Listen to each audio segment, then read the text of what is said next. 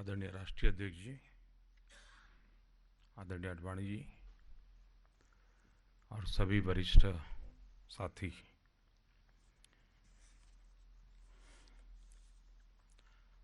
हमारे देश में संसद में हंगामा होना, संसद न चलना, ये पहले भी होता था। इस बार जरा ज्यादा हुआ, लेकिन एक मूलभूत फर्क है कि पहले संसद में बाधाएं इसलिए आती थी, रुकावटें इसलिए आती थी, हंगामे इस बात को लेकर के होते थे कि देश के सामने भयंकर घोटाले उजागर होते थे, भ्रष्टाचार के गंभीर आरोप सामने आते थे और विपक्ष ईमानदारी के मुद्दे पर एक होकर के लड़ाई लड़ता था। पहली बार देश में ऐसा हुआ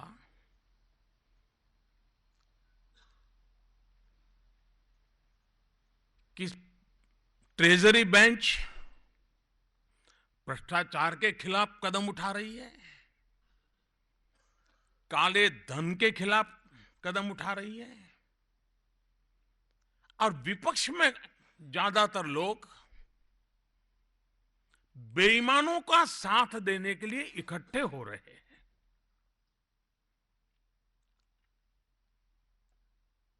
कभी कभार नासमझी में या स्वार्थवश किसी ने बेईमानों का पक्ष भी लिया होगा, तो चुपचाप रह करके लिया होगा, न बोल करके मदद की होगी। देश में ऐसा पतन राजनीतिक जीवन में आया है कि बेईमानों के पक्ष में खुलकर के बोलने की कुछ लोगों ने हिम्मत दिखाई है। ये सबसे ज्यादा चिंता का विषय है।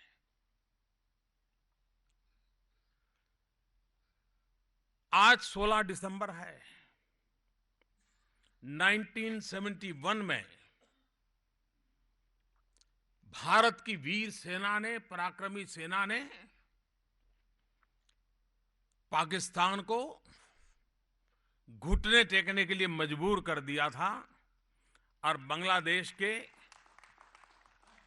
मुक्ति के लिए लड़ाई लड़ रहे लोगों को विजय प्राप्त हुई थी। लेकिन तब भी विरोध पक्ष था, मजबूत विरोध पक्ष था, लेकिन तब किसी विरोधी पक्ष ने 1971 16 दिसंबर को देश की सरकार से कोई सबूत नहीं मांगा था कि सेना ने पराक्रम किया वो सही है या गलत है। किसी ने सबूत नहीं मांगा था। आज पतन इतना हो गया कि मौत को मुट्ठी में लेकर के चलने वाले फौजी को भी सबूत देने के लिए मजबूर किया जा रहा है। ये जो गिरावट है सार्वजनिक जीवन की, ये चिंता का विषय है। मैं हैरान हूं कि मुद्दों पर चर्चा करने का सामर्थ्य इस सरकार के टीकाकारों ने किया होता तो अच्छा होता। और इस बात को भी हमने नोट करना चाहिए कि कई लोग हैं जो वैचारिक रूप से भारतीय जनता पार्टी या एनडीए के पक्ष में नहीं है, उसके बावजूद भी भ्रष्टाचार और काले धन के खिलाफ की लड़ाई में वे खुलकर के हमारे साथ आए। मैं उड़ीसा के मुख्यमंत्री श्रीमान नवीन बाबू का आभार व्यक्त करता हूं। मैं बिहार के मुख्यमंत्री श्रीमान नीतीश कुमार का आभार व्यक्त करता हूं। ऐसे और भी बहुत लोग हैं जो खुलकर के हमारे सामने आए। और इसलिए मैं चाहता हूं कि इस लड़ाई में जो भी साथ दे रहे हैं उनको साथ लेकर के हमें आगे बढ़ना है। 1000 और 500 की नोट के संबंध में किया गया निर्णय इस लड़ाई का एक महत्वपूर्ण पड़ाव है। ये लड़ाई का आखिरी मंजिल नहीं है।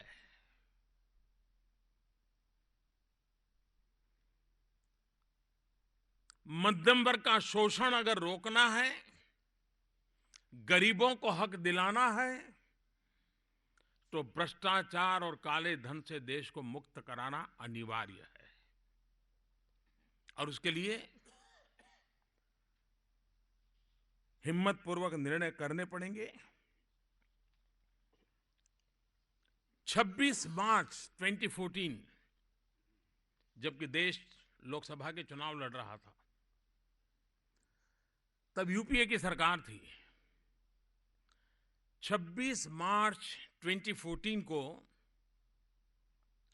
देश के सुप्रीम कोर्ट ने क्या कहा था? Since 1947 for 65 years nobody thought of bringing the money stashed away in foreign banks to the country. The government has failed in its role for 65 years.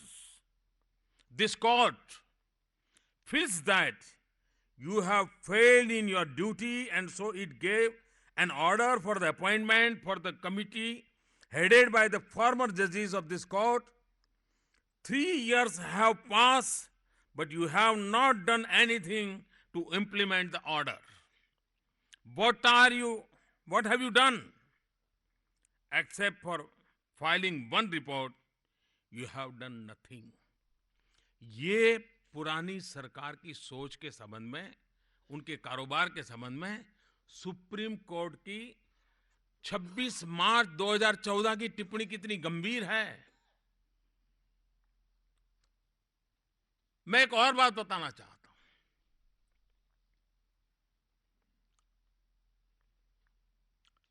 1971 में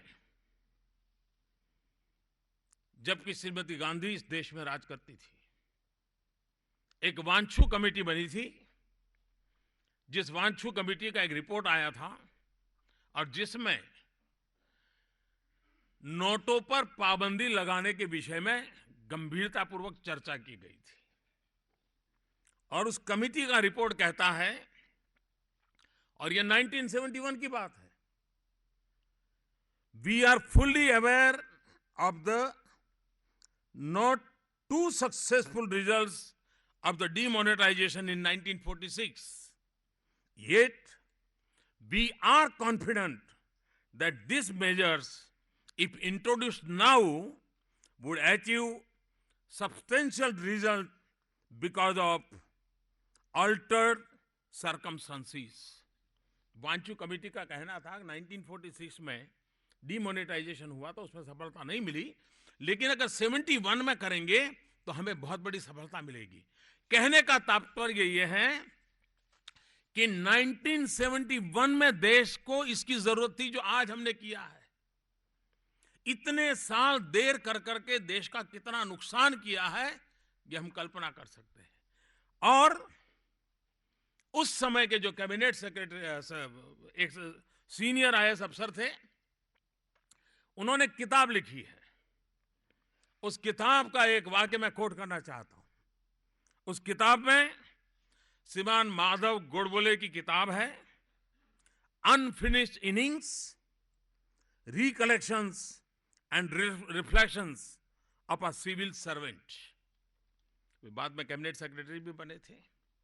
और यशवंतराव चव्हाण जब फाइनेंस मिनिस्टर थे तब वे उनके सचिव थे। तब उन्होंने एक बड़ा मजेदार अपनी किताब में उल्लेख किया है। When Y.B. Chavan told her means Srimati Gandhi, when Y.B. Chavan told her about the proposal for demonetization and his view that it should be accepted and implemented forthwith.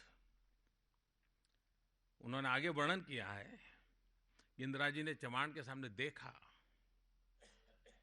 कुछ पल देखा, और फिर इंदिरा जी ने कहा, she asked Chavan only one question, Chavan ji, are no more elections to be fought by the Congress party? Indira ji ने Y B Chavan को पूछा कि क्या भाई, क्या कांग्रेस को आगे चुनाव लड़ना है कि नहीं लड़ना है? Chavan got the message and the recommendation was slave. बताइए साहब, दल बड़ा कि देश बड़ा? ये 1971 में सारे रिपोर्ट थे उनके, ये वित्त मंत्री कह रहे थे कि करने की आवश्यकता है, देश के लिए जरूरी है। और उस समय के सीनियर सिविल सर्वेंट ने लिखा है कि वाई.बी. चव्हाण को जब ये पूछा गया, सारी बात रुक गई।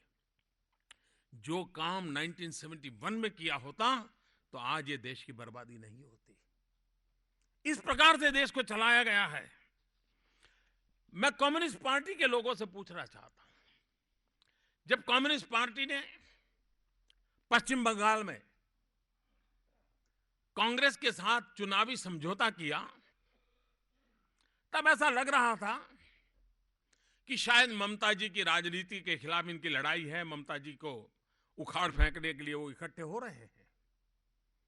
लेकिन इस बार सदन में जो कम्युनिस्ट पार्टी का व्यवहार रहा है, उससे लगता है कि बंगाल में उन्होंने सिर्फ चुनावी समझौता किया था, ऐसा नहीं। कम्युनिस्ट पार्टी ने अपना वैचारिक समझौता कर लिया है। कम्युनिस्ट पार्टी अपनी विचारधारा से उखड़ चुकी है। मैं इसलिए कह रहा हूं, 26 अगस्त 1972 वांचू कमेटी के रिपोर्ट को लेकर के पार्लियामेंट में जो बोला था, मैं चाहूंगा कि आज के कम्युनिस्ट पार्टी के नेता संसद से उन भाषणों को निकाल करके पढ़े। ज्योतिर्मय बासु ने कहा था, sir, the primary recommendation of the 12th of November 1970 by this high powered and eminent committee was immediate demonetization. Sir, Indira Gandhi survives on black money. Her politics lives on black money. Therefore, the report was not only not implemented, but it was suppressed for a year and a half. उस समय उन्होंने इतने गंभीर आरोप सदन में लगाए थे कि आप वांचू कमेटी का रिपोर्ट लागू क्यों नहीं करते, और वांचू कमेटी का रिपोर्ट टेबल पर भी करने को तैयार नहीं थे। 4 सितंबर 1972 ज्योतिर्मय बाबू, उन्होंने कहा, I have suggested demonetization and other measures. I do not wish to repeat them. Government must sincerely seek people's cooperation. But the Prime Minister, Srimati Indira Gandhi, and her government, with the class character that it has, is a government of the black money, by the black money, for the black money. ये ज्योति बाबू ने 4 सितंबर 1972 को कहा था। उनके एक दूसरे ideologue Harkishan Singh ji Surjeet, उन्होंने 27 अगस्त 1981 राज्यसभा में कहा था, are they seriously proposing any steps which would lead to the stoppage of use of black money, including demonetization of 100 rupee notes and such other things.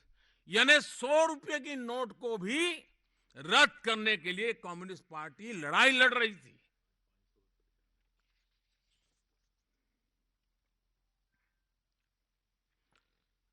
अब एक और बात भी, रिजर्व बैंक के पूर्व गवर्नर मिस्टर बी रेड्डी, उन्होंने इसी साल अक्टूबर में एक मेमोरियल लेक्चर में अपना भाषण करते हुए एक बात उजागर की। उन्होंने कहा, बेनामी transaction prohibition act was enacted इन 1988। बेनामी संपत्ति का कानून 1988 में हिंदुस्तान की पार्लियामेंट ने पास किया था। फॉर सम रीजन और the other, no regulations were issued under the act.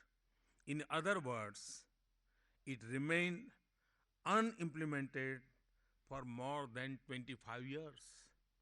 ये जो आज वहां क्यों ऐसा कर रहे हैं, इसके लिए ज्यादा दिमाग खपाने की जरूरत नहीं। उनके व्यवहार से पता चलता है कि 1988 में बेनामी संपत्ति के लिए आप कानून पास करते हो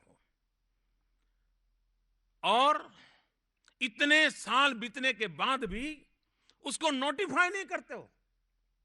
संसद में पारित कर करके, प्रेस कॉन्फ्रेंस लेकर के, पब्लिसिटी कमा करके राजनीति करते रहते हो, लेकिन आप इसको लागू नहीं करते हो।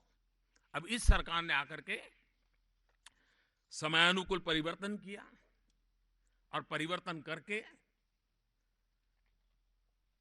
उसको नोटिफाई कर दिया। अब मान लीजिए मैं आगे कोई कदम उठाऊंगा, ये सरकार उठाएगी कदम। आखिर हमने बेनामी संपत्ति का कानून पारित क्यों किया है? अब फिर ये चिल्लाएंगे कि मोदी ने जल्दबाजी क्यों कर दी। आपने 88 से अब तक उसको लागू नहीं किया। देश में बेनामी संपत्ति इकट्ठी करने वालों को खुली छूट दे दी और यह सरकार कानून पारित कर चुकी है, नोटिफाई कर चुकी है, लागू करने के लिए कदम उठाएगी और फिर आप चिल्लाना शुरू करोगे क्या? क्या देश ऐसे चलाओगे क्या? ये सारी मुसीबत की जड़ यह है कि इनके लिए देश से बड़ा दल है, हमारे लिए दल से बड़ा देश है। और इसलिए, और जहां तक वैचारिक इरादों का सवाल है, देखिए क्या हाल है।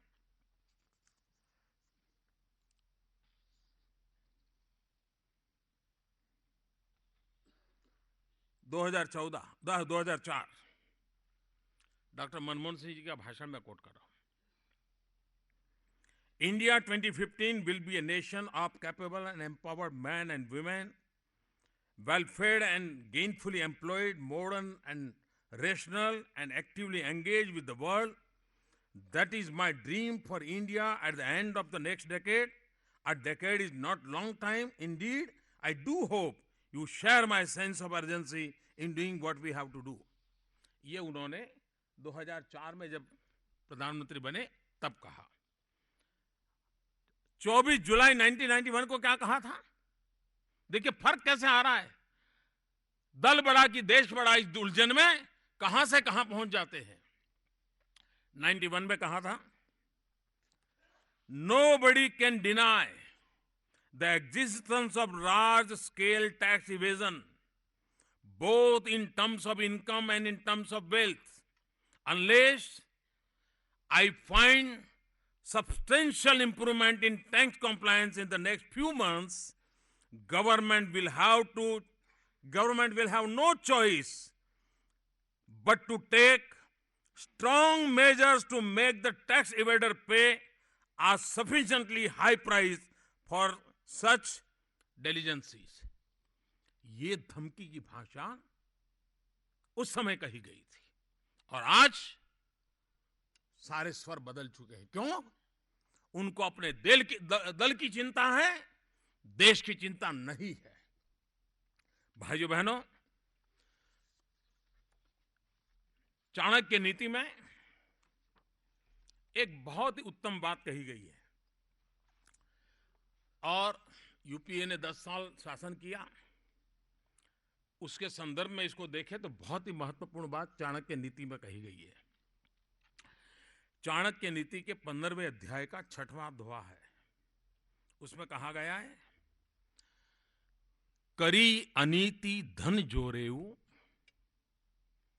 करी अनीति धन जोरेऊ, 10 वर्ष ठहराए।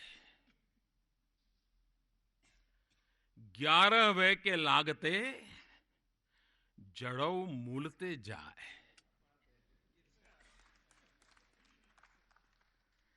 करी अनीति धन जोरेऊ, 10 वर्ष ठहराए। 11 वे के लागते, जड़ऊ मूलते जाए। अन्याय से कमाया हुआ धन केवल 10 वर्ष टिकता है। 11वां वर्ष लगने पर वह मूल धन के साथ नष्ट हो जाता है। ये उनके 10 साल के कार्यकाल के सामने ये जो इकट्ठा किया हुआ है, इस पर चाणक्य उस समय कह के गए थे, उनको पता था।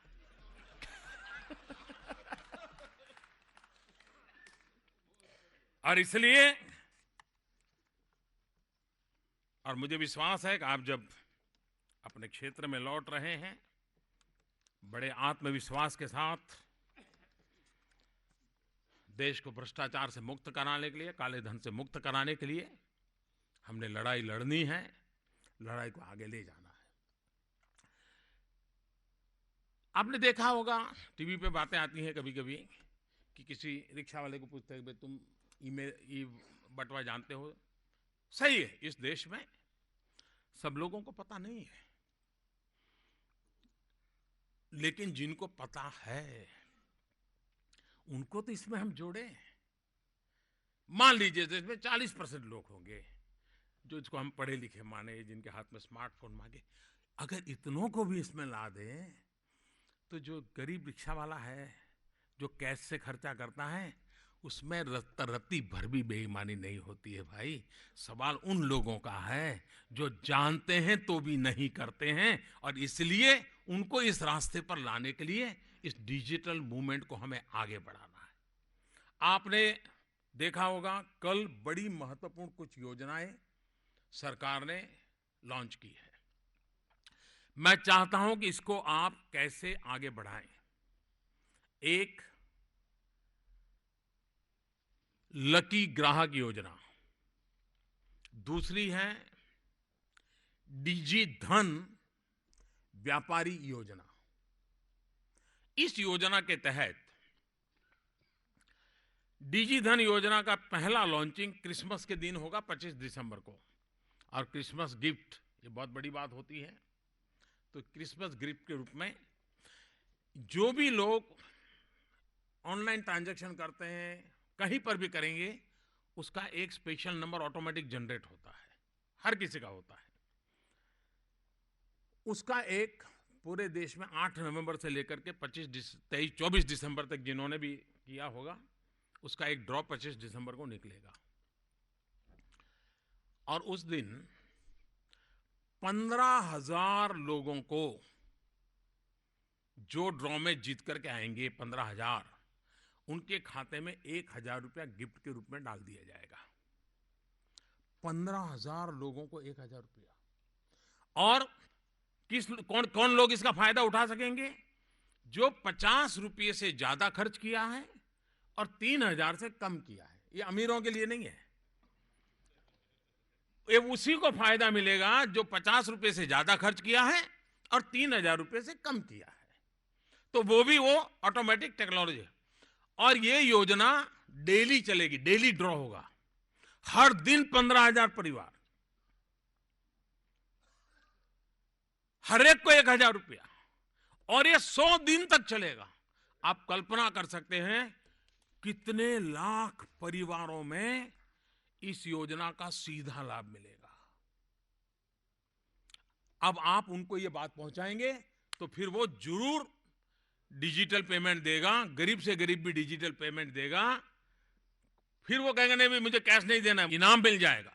दूसरा, व्यापारियों को भी प्रोत्साहन मिलना चाहिए, और इसलिए जो व्यापारी इस काम को बढ़ावा देते हैं उनका अलग ड्रॉ होगा, व्यापारियों का, जिनके यहां ग्राहक आते जाते हैं, और उनके लिए भी इनाम होंगे। ये इनाम सप्ताह में एक बार होंगे, जिसमें ग्राहकों को जो लाखों रुपए का इनाम है, व्यापारियों को भी लाखों रुपए का इनाम है। फिर 3 महीने के बाद एक बम्पर ड्रॉ होगा। वो है 14 अप्रैल बाबा साहब आंबेडकर जी की जन्म जयंती पर। और उस दिन का जो 8 नवंबर से लेकर के 14 अप्रैल तक जिन्होंने भी इसमें हिस्सा लिया होगा, वो सब इसमें शामिल किए जाएंगे और वो शायद करोड़ों रुपए में इनाम होगा। उसकी पूरी योजना विस्तार से आपको लिख करके दे दी गई है। अभी ये आपका काम है। जैसे कल अखबार में एडवर्टाइजमेंट आएगी, आप अपने क्षेत्र की हर दुकान में अखबार की एडवर्टाइजमेंट की कतरन करके उस पोस्टर को एक कार्डबोर्ड पर लगवा सकते हो। हर दुकान पे आप दुकानदारों की मीटिंग करके समझा सकते हो कि भाई ये लकी ड्रॉ है इतना बड़ा, तुम इसमें शरीक हो जाओ। अगर एक बार छोटा व्यापारी जुड़ गया, इसका आगे फायदा क्या होने वाला है? देखिए, आज छोटे व्यक्ति को, एक धोबी है, प्रेस करता है, उसके पिताजी भी प्रेस करते हैं, उसके दादा भी प्रेस करते थे। वो धोबी अगर आज बैंक लोन लेने जाएगा तो बैंक उसको 1 पैसा लोन नहीं देगा। क्यों? तो उसके पास कोई इनकम का रिकॉर्ड ही नहीं है कि भाई तुम कितना कमाते हो, क्या कमाते हो, कैसे लेते हो, कुछ मालूम नहीं। वो भी बेचारा आता है, 5 रुपए को देके जाता है, फिर प्रेस करके दे देता है। अगर वो डिजिटल ट्रांजैक्शन करेगा तो ऑटोमेटिक ऑनलाइन उसका रिकॉर्ड मेंटेन होगा। एक स्थिति ऐसी आ सकती है, और मुझे साफ दिखता है कि आ सकती है। आज बैंक से लोन लेने के लिए 3-3, 4-4 महीने लगते हैं, भांति भांति के डॉक्यूमेंट देने पड़ते हैं, भांति भांति के लोग लाने पड़ते हैं। एक स्थिति वो आएगी जो भारत सरकार के जो प्लेटफॉर्म बनाए गए हैं, कोई भी व्यापारी होगा वो सारा अगर ऑनलाइन ट्रांजैक्शन करता है तो उसका रिकॉर्ड मेरे पास, इतना टर्नओवर पक्का है। एक दिन ऐसा मैं देख रहा हूं कि उस व्यापारी को अगर लोन चाहिएगा, ज्यादा से ज्यादा 6 मिनट लगेगा। 6 मिनट में इस टेक्नोलॉजी से उसको 25,000, 50,000 का लोन फटाक से मिल जाएगा। छोटे व्यापारी के लिए यह स्वर्णिम अवसर है, क्योंकि उसका रिकॉर्ड होगा, कोई डॉक्यूमेंट देखने नहीं पड़ेंगे। जो उस प्लेटफॉर्म को देगा, अच्छा भाई पिछले महीने तुम्हारा 20,000 का था, ठीक है 10,000 रुपया तुम्हें और लोन दे देते हैं, तुम आगे बढ़ो, वो तुरंत निर्णय करेगा। पूरी टेक्नोलॉजी के कारण करप्शन जाएगा, सामान्य मानवी को ताकत मिलने वाली है।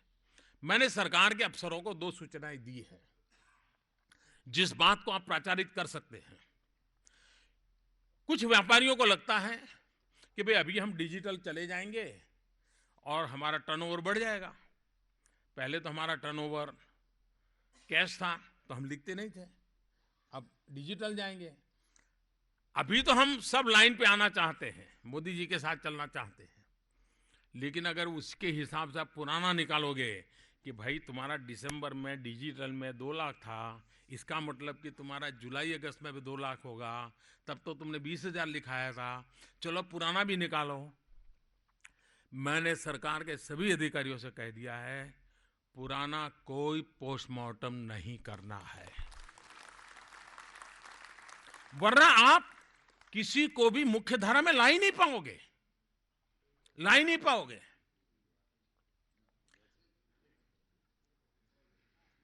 8 तारीख के पहले ऐसे ही हम चाहते हैं कि मजदूरों का शोषण बंद होना चाहिए, मजदूरों को उनका हक का पैसा मिलना चाहिए। आज क्या होता है, कैश देते हैं और कहते हैं इतना, देते हैं इतना।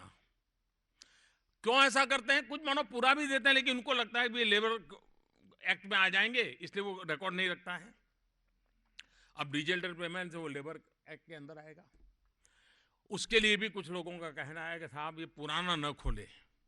मैं लेबर मिनिस्ट्री से भी कहा है कि 8 नवंबर के पहले, अब आप कहोगे भाई तुम्हारे यहाँ तो 100 एम्प्लॉई हैं, तुम डिजिटली 100 को देते हो, पहले तो तुम 10 ही बताते थे, अब पुराना भी निकालो, 6 साल का निकालो। ये अफसरशाही नहीं चलेगी।